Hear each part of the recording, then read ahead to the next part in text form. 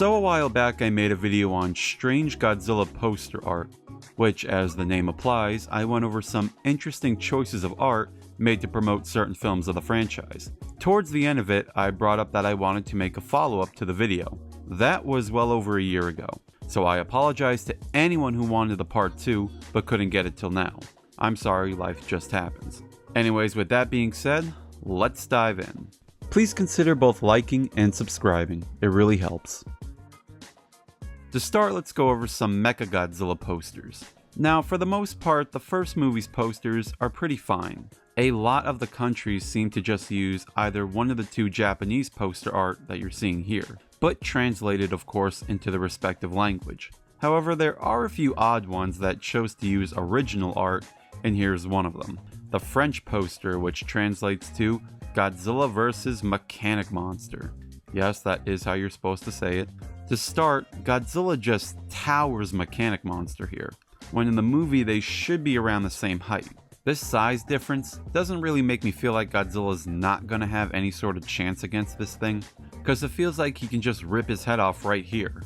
Also, there are these giant-sized Senocosmas, forgive me if I said that wrong, just hovering over here in the background.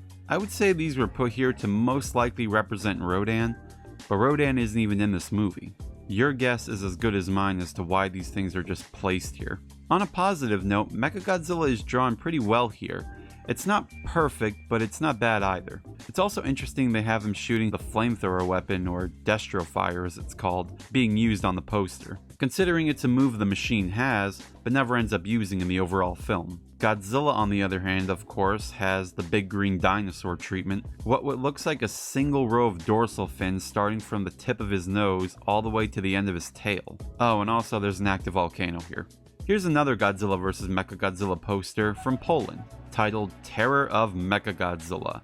Don't let that title confuse you, this is the first Mechagodzilla movie. We won't be on this one for long because what can I really say about it? It just screams 1970s. The psychedelic colors, the 70s getup these guys are wearing, which I don't even think any of these people are characters from the movie. I definitely don't know anyone who wore a green and orange combo colored tie. Or maybe I'm just misremembering things. If not for Mecha G sticking his head out in the back here, I wouldn't even think this was a poster for a Godzilla movie. Oh, and of course the Terror of Mechagodzilla logo here. Speaking of the actual movie, that one had a lot more interesting poster art made for it. Like this one here. Oh, you might be thinking the image I'm showing here is representing Godzilla vs. Mechagodzilla. Well, no. This is the actual poster made for the sequel, Terror of Mechagodzilla, or Terror of Godzilla as it was called for a short while. So yeah, the person behind this poster completely mixed up the movies when coming up with this. Also, this poster gives the idea that Godzilla is the bad guy in this film, which would have been more fitting for the last movie, giving for a short while in the beginning that Mechagodzilla was posing as Godzilla for a while. Yes, this poster is somewhat giving false advertisement, but if you really want to see false advertising for this film, then look no further than the Italian poster, titled Destroy Kong, the Earth is in Danger. Yes, we are still talking about the same movie here. I'm sure some of you are aware, but quickly for those who aren't, certain Godzilla movies in certain countries included King Kong as the featured monster in the film, usually pinning his name on one of the monsters, or when it came to the robot characters like Jet Jaguar, King Kong would apparently be inside the suit.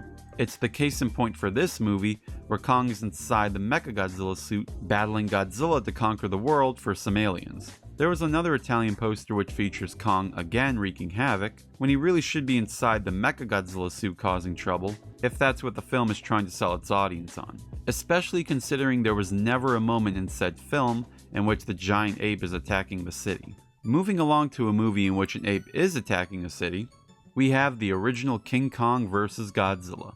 The US poster we're looking at here is not really that bad. I mean, besides Godzilla looking like he's sitting while in battle, I always found that a little weird. The poster would be improved upon in the United Kingdom, with the artist giving it more vibrant colors and added detail, and I do admit that it looks pretty amazing. I mean, besides it looking like Kong combed the top of his head before the fight. Now the French poster, I don't know what happened. How did we go from this to this?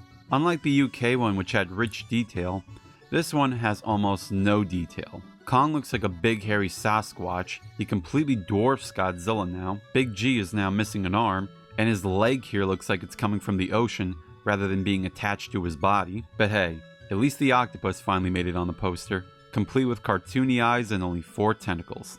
Speaking of representation, this movie in some territories would actually omit Godzilla's name from the movie and market it solely as a Kong movie, since Kong was just more popular at the time. Like in Italy, where the film is called The Triumph of King Kong, and would have posters of Kong causing chaos, with nothing really representing Godzilla. Or in Germany, where the movie was titled The Return of King Kong, which has the same art as the Italian poster, only now he's holding a bus instead of a woman, and he's got more of a Sasquatch-like appearance. And this next poster we're gonna look at feels like just a big slap in the face to Godzilla, who should be on the other side of Atami Castle here, but the artist didn't feel it necessary to include him, so we just get this stale-looking art piece with nothing more than just Kong staring at you. At least he managed to comb his hair again. Finally, for this film, let's look at the French poster. Now, I don't mean to keep picking on the French, but this is just laughably bad. You got both monsters on top of a skyscraper. Godzilla looks like a little chunky baby shooting his tiny breath attack, while Kong looks more ape-like here than he does in the movie, and he's punching a building that's in the background. I repeat, punching a building that's in the background for whatever reason, and if we look closely here, we can see people one building over, watching the action. Better hope the monsters don't decide to jump over. The original Mothra vs. Godzilla American posters are probably some of the most infamous posters in the franchise, with the first one having a very lean reptile-looking Godzilla attacking a giant question mark. By this time, after the success of King Kong vs. Godzilla, the American distributors thought it'd be a clever idea to keep Godzilla's foe a surprise as a way of advertising. Then of course there's the second poster, which replaced the question mark with a green tentacle-looking creature being covered by a censored box, with text saying, "Behind this panel is the Thing. The producers of this motion picture take this precaution to spare those who cannot take its full horror.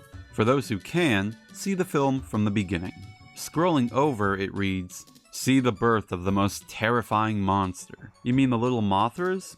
It's honestly quite funny of how much the poster builds Mothra of all creatures up as this terrifying monster, when she's probably one of the most elegant looking kaiju of the franchise. Other countries would also use the mystery monster posters as a way to help advertise their versions of the film, either using the American poster or making one of their own, like this one in Germany called Godzilla vs. the Parasitic Caterpillars, which shows a bunch of these weird hybrid looking snake caterpillars hatching out of the egg. However, the Italian poster is the one that most likely catches your eyes, pretty much revealing what was behind that big censored box. Well, kinda, there are some differences with that, but overall this is false advertising at its finest, considering this alien looking creature looks nothing like Mothra in any sort of way. I won't deny though that it does look pretty cool. I wonder what exactly this thing right in the center of it is. Is it its eye, its mouth, a place where it does its business? I don't know. The mystery about this thing just intrigues me. Oh, and if you're wondering, the movie was titled Watang, the Fabulous Empire of Monsters. I have absolutely no idea what Watang means. I tried looking it up but really couldn't get a solid answer. So if any of you out there know what it means, please leave so in the comments below. The last batch of posters we're going to be looking at here are for Ebirah Horror of the Deep, or Godzilla vs. the Sea Monster, whichever title you prefer.